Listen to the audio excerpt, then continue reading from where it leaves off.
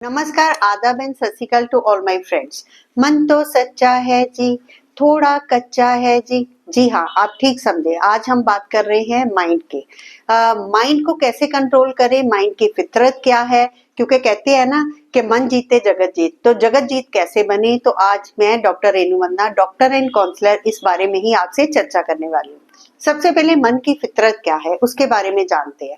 Number one जो होता है ना, ये मतलब जैसे होता है ना, लगातार बोलता रहता है नॉन स्टॉप, जैसे पूरे दिन में 60 to 70,000 जो थॉट्स हैं वो आते ही हैं।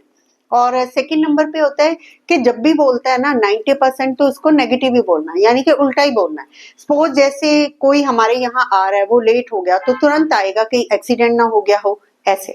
और नंबर थ्री जो होता है ना, मन को कंफर्टेबल जोन में रहना बहुत पसंद है, एक अपनी ही दुनिया में रहना उसको बहुत पसंद है, यहाँ उसको आराम महसूस होता है। और नंबर फोर जो होता है ना, मन को रिवार्ड लेना बहुत पसंद है, कोई उसे अप्रिशिएट करे, कोई उसको अच्छा बोले उसके बारे में, वो चीजें मन को बहुत पसंद है।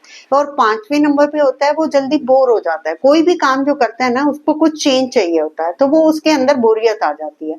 तो ये थी मन की फितरत की 5 बातें। हम 5 ही बातें डिस्कस करेंगे कि मन को कंट्रोल कैसे किया जाए। उसमें जो नंबर वन होता है ना, हमने देखा कि मन जो है वो बच्चे जैसा ही है।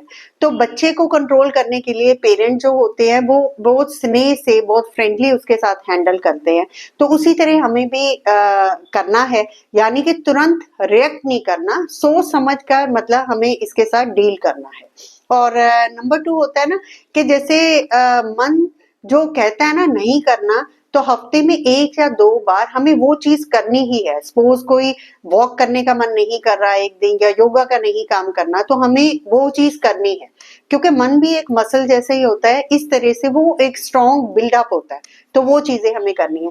जैसे सपोज जैसे कोई राइट हैंड से काम करते हैं, तो वो कभी कभार लेफ्ट हैंड से करें। लेफ्ट हैंड से हम ब्रश कर सकते हैं, लेफ्ट हैंड से हम लिख सकते हैं, मतलब राइटिंग जो है वो चीजें हमें हेल्प करेंगे। और नंबर 3 जो होता है ना कि मल्टीटास्किंग नहीं करनी।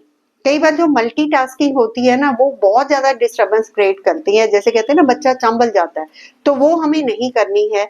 तो one work at one time वो करना है, और जो भी काम करना है वो फोकस तरीके से करना है। और आसपास जो बिखरा हुआ जैसे है, अगर समेट के रखेंगे, सुबह उठे हैं बिस्तर को अपना ठीक से सलीके से रख के उठेंगे, तो ये चीजें भी मन को काफी हद तक हेल्प करती है। और नंबर 4 जो आता है ना, आपको खुद के साथ कुछ वक्त बिताना है, यानी कि दिन में एक बार सेल्फ टॉक करनी बहुत जरूरी है। पूरी एक जैसे ना रील को रिवाइंड करके कि क्या मैंने किया, क्या मुझे नहीं करना चाहिए था, कि हम इसे पोता मेल भी बोलते हैं, जैसे लेटर टू गॉड, कि आज आज मैंने ये किया। तो वो चीजें भी माइंड को कंट्रोल करने में काफी हेल्पफुल होती हैं। और नंबर जो 5 है, लास्ट जो है, वो रामबाण ही है, वो मेडिटेशन है। जैसे हम सब जानते हैं कि हम सोल हैं, और सोल की माइंड और इंटेलेक्ट ये 2 फैकल्टी हैं। और तो हमें अपने इंटेलेक्ट को, बुद्धि को इंपावर करना है मन को कंट्रोल करने के लिए। तो इस तरह से जब हम मन के साथ डील करते हैं, काफी हद तक हम मतलब जैसे मन को जीत सकते हैं। आई होप आपको ये वीडियो अच्छी लगी इसको शेयर जरूर कीजिएगा।